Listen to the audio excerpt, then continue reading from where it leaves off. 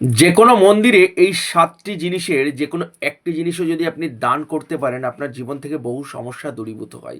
আপনার জীবনে আধ্যাত্মিক চেতনার বৃদ্ধি পায়, আপনার অর্থনৈতিক সমৃদ্ধি এবং উন্নতি নিশ্চিত করে, আপনার ঈশ্বরের আশীর্বাদ প্রাপ্তি হয়, ভগবানের কৃপাদৃষ্টি সবসময় আপনার উপর বজায় থাকে। নাম্বার 1, যে কোনো মন্দিরে যদি আপনি দেশলাই বক্স দান করতে পারেন, আপনার ঋণের বোঝা ধীরে ধীরে কমতে থাকে।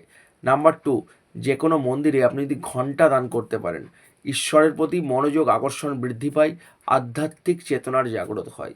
নাম্বার 3, যে কোনো মন্দিরে যদি আপনি কর্পূর দান করতে পারেন, ধীরে ধীরে পয়সা আসা শুরু হয়ে যায়, অর্থনৈতিক সমৃদ্ধি আসতে শুরু করে।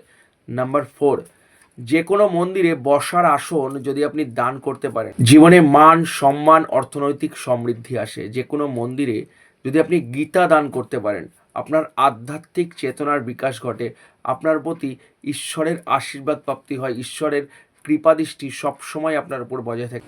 যে কোনো মন্দিরে প্রদীপ দান করলে আপনার জীবনের পাপ দূরীকরণ হয়, পাপ মোচন হয়, আপনার জীবনে সৌভাগ্য বৃদ্ধি পায়, আপনার জীবন আলোকিত হয়ে ওঠে। এবং নাম্বার 7, যদি আপনি যে কোনো মন্দিরে ধ্বজা বা পতাকা দান করতে পারেন, আপনার জীবনে 100% ডেভেলপ আসে, আপনার জীবনে উন্নতি আসে, অগ্রগতি নিশ্চিত আসে।